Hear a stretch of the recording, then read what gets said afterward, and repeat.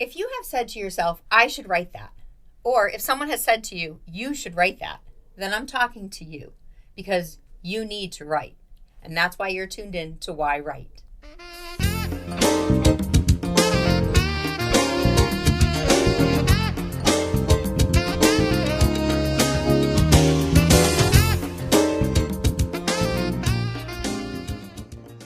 Hi, welcome to yWrite. I'm your host, Angela Grout, and today we are here flying solo doing an episode where I think I'm sort of interviewing me. I mean, I'm not really interviewing me, but I am sharing some of my writing wisdom, I say that lightly, with you. Today we are going to talk about children's books. So, welcome to yWrite. I am your host, Angela Grout, and I am here to not only inform you about books that you should be reading and why you should be reading them, but more importantly, to talk about why books are written. And today, because it's the flying solo episode, I will be talking about why I wrote a children's book, and not only why, but how I got this done. So if you have been trying to do a children's book, this episode is for you because I'm going to share with you everything that I went through. So let's begin. This is the children's book. It is called A Day at the Park, and it is written by me and my daughter, Molly Grout. Now I'm going to flip over to the Meet the Author page because, every book has one of these. And this Meet the Author page has a picture of me and my daughter when she was 7 years old. Why? Because when she was 7, she wrote this book. So let's find out how this book got written and was able to be put into this final edition. I'm going to share a story. So, when I was working on my novel, April Rain, I would be writing a lot and my daughters would see me. They saw me pretty much write all 3 of the books, although Angel's Journey was done before both of them were born. And Dear Baby Get Out the drafts were all written before my second was born, and it was finished the year after she was born because it has a lot to do with her. It's called Dear Baby Get Out, and it's the final days of pregnancy. But when you have a story inside you, that story is a baby and it's incubating inside you, and you've got to get that story out. So my daughter, Molly, would see me writing, and apparently she had a little burning sensation in her to write a book. So we were at a park one day. I was sitting under a tree while she was playing with her cousin, and she came over and said, Mom, I want to write a book like you. And I said, okay, well, we can do that later. Go play with your cousin. So they went off and they had a great day, and we got home that night. And I said, well, what do you want to write your book about? So she told me, and this is how it began. On scrap piece of paper. Yes, yes, an author just scribbling. She dictated the story to me. And as she dictated the story, I wrote it all down. And, it starts one day, Molly and Millie went to the park and she told me this whole story. And I scribbled it, and said, okay, well, now we have the whole story. And there was a little part in the story where the kids slid down a slide. So, we drew this little picture. And I said, okay, I'm gonna make this book for you. So what did I do? I went to my computer and I typed the story up. I just typed it up with words. It was just, a 4-page little story. And Molly was disappointed. She said, no, Mom, I want it to be a book. I want it to be a book. And she's showing me books in her room. I want it to be a book. I'm like, okay, let me see. I said, you know what? I go, well, if you want it to be a book, we need pictures for it. So she said, okay. So she started to draw a few pictures, which I'm going to show you one of them, but, oh, and I hope I put it here. Yeah. And so she drew this picture, and this was a picture of what she saw at the day at the park. So, she had the swing set and she had a basketball net over here and she had, a slide. What am I trying to say? So I said, okay, well, let me think about this. So again, my daughter's 7 years old. This is probably, I'm going to believe it's in the month of May that we did this, May or June. So what happened next is what a lot of authors will share is when the student is ready, the teacher appears. So I took my children to Old Lyme, Connecticut, and we were on the beach, and Molly, who's very outgoing, made friends with a little girl who was, maybe 10 feet away from us. And they were playing in the sand. And I happened to be there with my sister-in-law. And I was describing the scenes of April Rain because the book actually, the novel was done, and I was creating different scenes for a possible movie even back then because I just saw it as a movie in my head. So I was acting out all 32 scenes. And when you're at the beach, sometimes when someone's sitting only 10 feet away from you, you don't necessarily, hear them. But the mother, where Molly was playing, said to her, what is your mother doing? And, as I'm standing up being very animated, demonstrating stabbing a person and throwing something. And she said, Molly said, oh, my mom writes books, and she wrote a book about a girl who died in the woods, and, she was stabbed a lot. And, she's telling this woman, a lot because children are sponges. They listen to everything. So Molly proceeded to tell the woman how I had written a couple other books. And she said, oh, what are they about? And again, Molly, who's a sponge, squeezed it all out and said, oh, our first book is about someone who died in the afterlife and wants to tell their mom they're okay. And second book is about me. It's about when she was pregnant with me, and it's called Dear Baby Get Out, and how she really just wanted me to get out of her and into the world. And this woman, listened. And Molly said, and I'm writing a book too. I'm writing a book about a day at the park, and mom's going to make it into a book for me. She said, oh, that's interesting. So later that day, the woman came over to me and said, oh, your daughter told me that, you write books. I said, yes, I do. And she said, oh, yeah, she told me all about your books, and she told me what Molly said. And I was proud that my daughter knew what I was writing. I was proud that she listened, but I was a little embarrassed that she was 7 and she knew all this stuff. So anyways, the woman said to me, she said that she's writing a children's book. I go, yeah. She goes, do you have an illustrator? I said, well, she drew a picture for it. I don't really know what I'm doing with it yet. I printed it on my computer, and that wasn't good enough for her. She wants it, in a binding. She said, well, my husband will be here later today.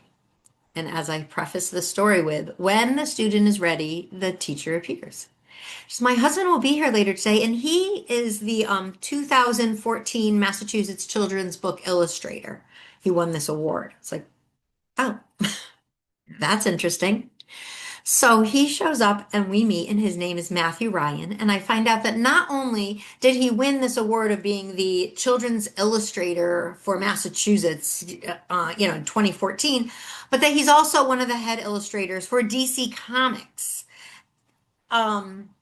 Yeah, I can't even say I meet him on the beach. Molly meets an illustrator on the beach. So we proceeded to talk, and he said, come into my studio and let's talk about it. You can show me the book. So I brought him this, and I brought him the picture that Molly drew. And what I did is I edited this, flip a couple of pages, where I said, okay, this first page says on Saturday, Molly and Millie had a play date at the park. And then, it has the rest of the words, but I left a picture. I left an opening here, and I wrote what the picture would be. And the picture was going to be a picture of 2 girls carrying a picnic blanket. A picnic basket, one carrying a picnic basket and one carrying a picnic blanket. And, I went through each page, told him about what picture would be on that page. And he said, oh, yeah, I can do that. Okay, well, how much does something like this cost? Well, we worked out the details, and I got a contract from him, and he works for Free Lunch Studios in Connecticut. And he gives me this, and what it is I did work for hire. Well, he did work for hire. So I hired him to draw these illustrations. And he gave me the idea of making it into a coloring book. Sure. He's going to draw the black and white pictures for what we've said we want on each page. It will then be a coloring book, and Molly and her friends can color it in. That sounds great. So I contract him, and look at this. The date is interesting. It was completed on March 9th of 2019. Interesting.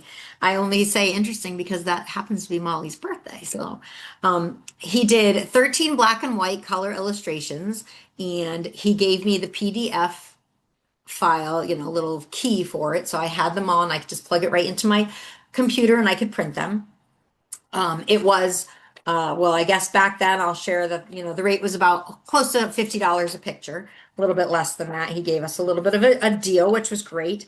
So what we did then is we took his black and white pictures and we colored them in.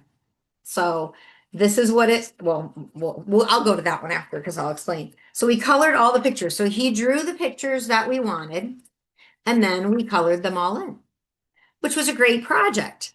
So I printed it again on the computer, 9.5 by 11, with these pictures. And Molly said, well, it's still not like in a book form. So I thought about it and said, okay, let's get really serious about making this into a book.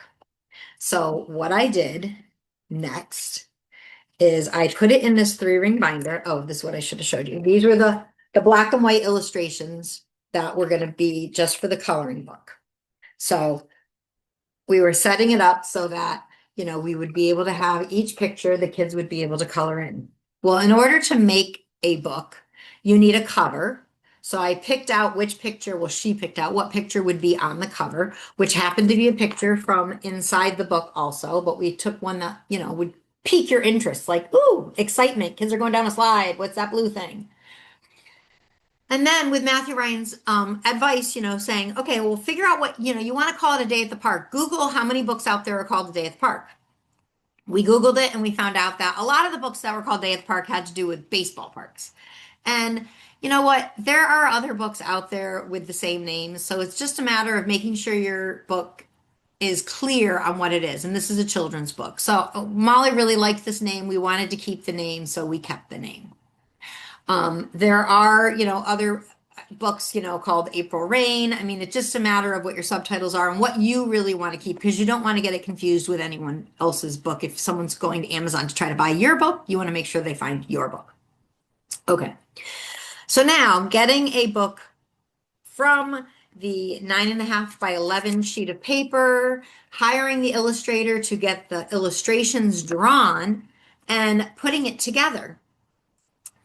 I went to Bowker.com, Bowker, and I got an ISBN number. So an ISBN number is the number that is right here in the corner of the book. A lot of times if you register with KDP and you're doing a self-publishing book, they give you the ISBN number, but that means that they own that ISBN number. So you can only use it with them. But if you own your own, you can do what you want with it. And, you can buy one for, I'm going to say maybe $100, but you can buy 10 for like $230. So, if you're going to buy one, start writing more books. All right. Then I had to figure out what I wanted the layout to be because if you're doing in a coloring book, we wanted it to be 8.5 by 11 this way, and you're going to open the pages to color. So I again printed it, and now another little story. Sorry, I'm getting sidetracked.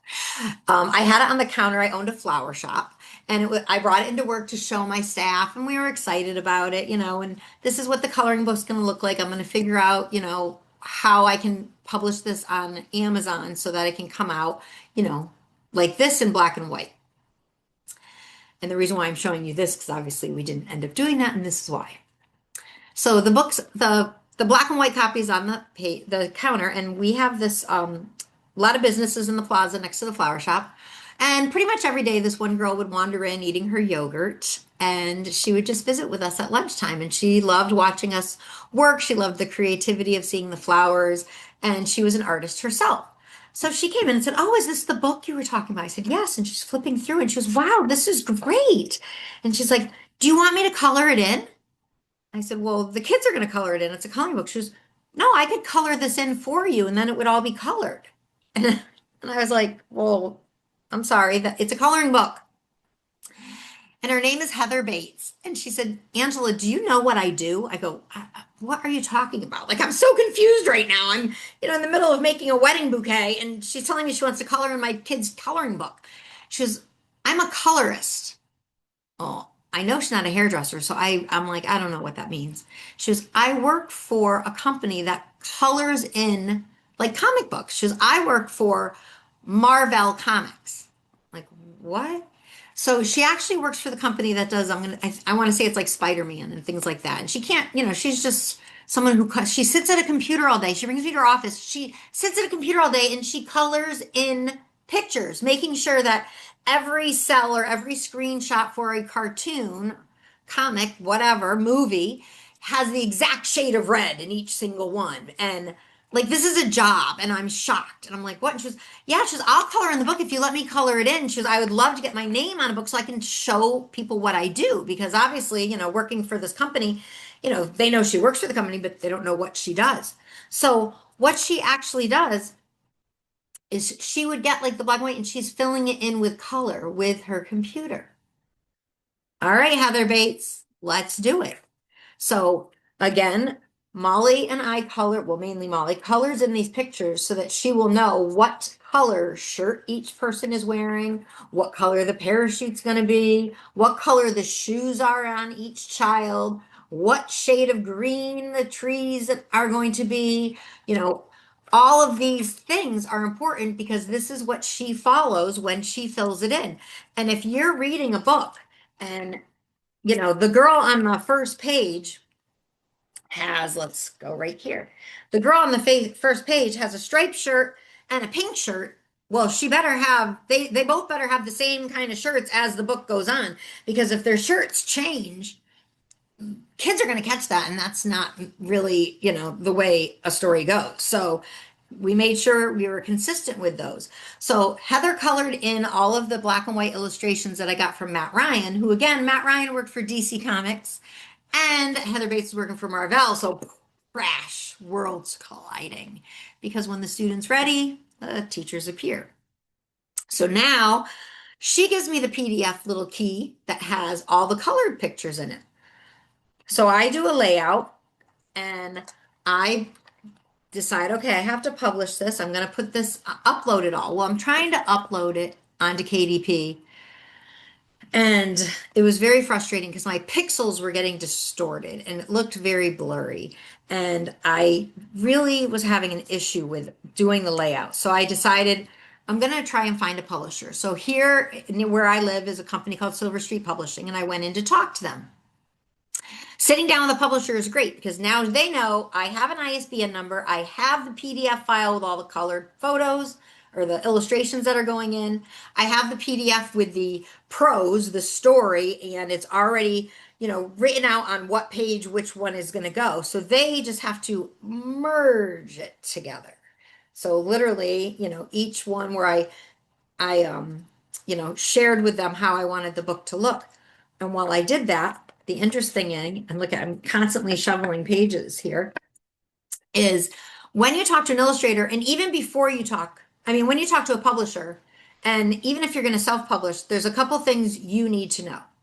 One is, what do you want that book, the final book, to look like? What size do you want it to look like? Like when I did Angel's Journey, I knew I wanted this size book. And I also knew when I did Dear Baby Get Out, I wanted the same size book because I just want my books to be coherent like that. So even though they're different page counts, so they're different widths, they're still the same size this way. Then you have to pick out, do you want cream pages or do you want white pages? There's a reason. Then you need to figure out the layouts of them. When you're doing self-publishing yourself, you also need to figure out the bleed lines. And a lot of that has to do with when you open the page, you don't want your words to be in the margins. So people have to like crease it open to try to find it. Like you want to make sure that, you can actually see the words when people are opening the pages. And then, of course, when you're doing a prose book, you have to make sure, your chapters are where you want to be. I prefer the chapter to be on the odd number page. So when you open, whenever chapter it is, you're opening and the odd number page has it. Some people have them just flowing in a row. Some people, it doesn't matter if it's on, what side. So there's figuring out the size of your book, figuring out the color pages you want, making sure you have your font the way you want it, not just in size, but also in, if you have something in italicized or something like that. For the children's book, I wanted to make sure that it was black and white and that it was clear to read for kids. I also knew I wanted the pictures to be on one side and the words to be on the other. And for me, the reason why I picked this is I thought, well, if a teacher's reading the book, they can hold it like this and they can read the words and then turn the page and read the words and turn the page and read the words. I also wanted it that a teacher could turn it like this or a parent and say, what are the children doing in this picture? And of course, the kids can then tell the story, whether it's something they learned from memory in the actual story or using their own creativity of what's happening. I'm going to jump a little ahead. Well, I'm going to jump a little ahead afterwards about the marketing of this book. Um, but okay, let me go back. So you picked out your color of your pages. You've picked out the layout, like this is the landscape. I picked out that I wanted a glossy cover. And then what I did is, and trying to figure out what size book, I actually went to the library and looked at different books. Like I knew this wasn't going to be the size of a Dr. Seuss book. I knew I didn't want like the golden books.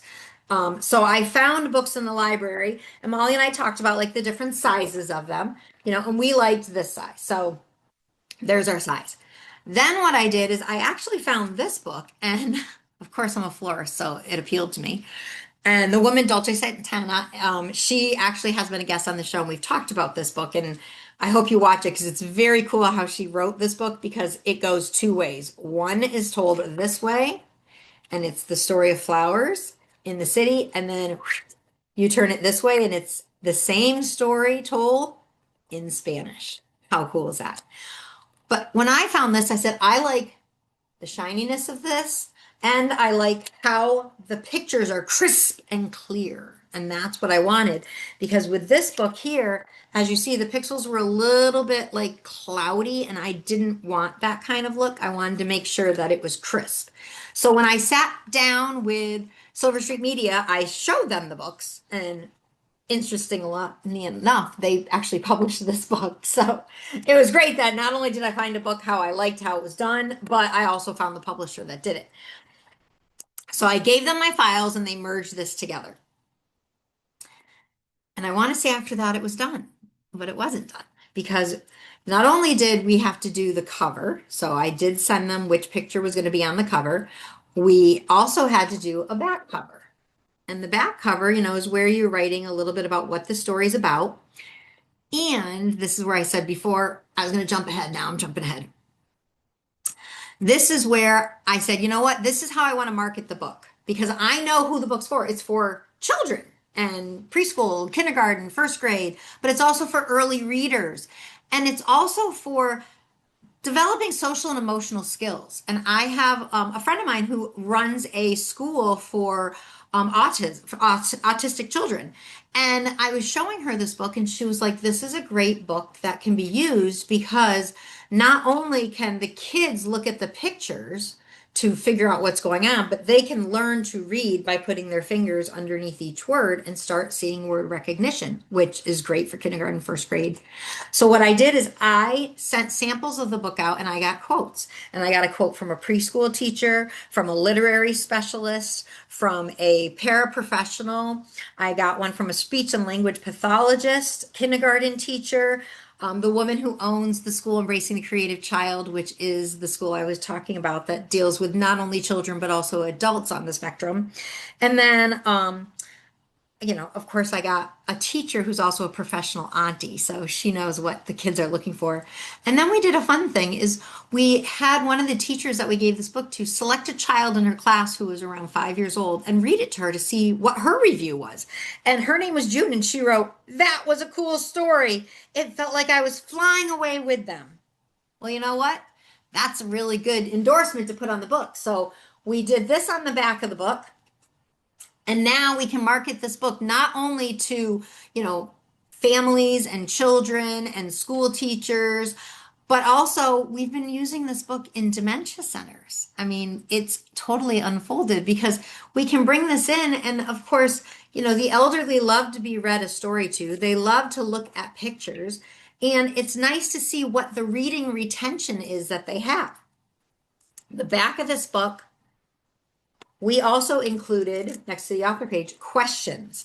And they're questions for review. And these are questions that teachers have been loving, parents have been loving, but even the people in these senior centers, senior living centers, have liked because it's helped to show what the memory retention is. Like, the first question is, what day did the children go to the park? Did they remember that at the end of the story? I mean, it's really not that important, but it does show if they were paying attention or if they do remember. And then there's more creative developmental questions like, what was your favorite part of the story? Or what's your favorite part of going to a park? And then we have art fun where, depending on their age, they can either draw a picture of what they've done at the park, draw a picture of what they remember in the book, or they could write a story of something they did at the park, which I have a behavioral therapist who works with children, and she's loved this because she gets the kids to tell them a story about the park. And I laughed with her and said, geez, what if the kid said, oh, my mom drops me off at the park every day at 7 a.m. and leaves me with lunch, and there's a guy in a van who comes at 10 with a dog. Sorry. I know I creative imagination. Sometimes I go on the dark side, but this is really good for, therapists and teachers and parents to uncover not only what goes on in a child's life, but even how imaginative maybe they can be. All right. So I talked to you about how we formatted the book, how we did the front cover and the back cover, how I included questions and about the author pages. I got my ISBN number and, made sure I put that the book was by Molly and Angela Grout. And Molly at first was like, why is your name on there? Well, because you're a minor. And I did a lot of the work. And also wrote the Illustrator and the Colorist on there. This page here, which is your copyright page, this is a page that authors have to do themselves. It's not like a fill in the blank. You actually do this. Then, of course, we did our dedication page. And then I put the list of my books, other books written by Angela Grout, Day at the Park, and then boom, the story starts. Having a publisher helps you with page numbers. If you wanted this to be page 1, mine is page 6 because that's just the way we did it.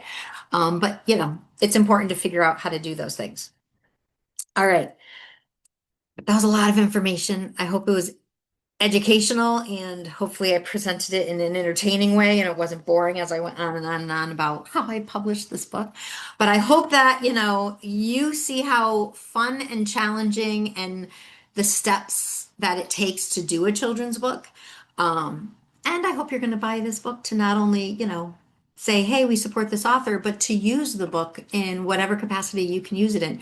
And whether the holidays are coming or the summer is coming, it's a great time to gift a book. And if you want to talk about going to the park and find out what kids like to do at the park, this is a really great book for it.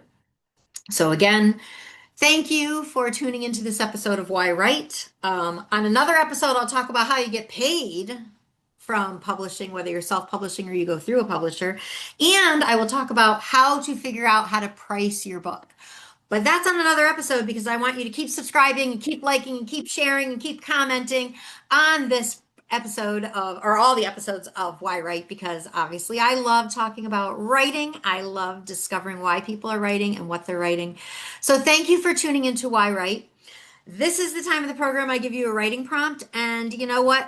The only writing prompt I have for you today is to make a list of what story you have inside to tell you. Is it a fictional tale? Is it a children's book? Just write down what you think that story should be because you have to figure out how to get the story out and sit down for just 5 minutes and say, answer the questions. Can I write a children's book? Would this be a children's book? Would this be an adult fiction book? Would this be a teenage love novel? Maybe just try to figure out your genre, if you will. But sometimes a genre appears after you've written it. So again, thank you for tuning into yWrite. My name is Angela Grout. My books are all available on Amazon and at my website at angelamgrout.com. Please support your local author, which is a worldwide author. And, I got genres for everybody here. I got the children's illustrated book. I got the Dear Baby Get Out, which is not only about pregnancy, but it will also help you get your story out because that's a lot of incubation. April Rain, which soon will be a movie. And, read it now. It's the murder mystery of Jessica Briggs. And then, of course, I have my first novel, An Angel's Journey, which is if, you don't believe in the afterlife, read this book and tell me what you think about it because I have pure faith and I know I've experienced things. So I'll talk more about that in another episode too. So thank you for tuning in and have a great day.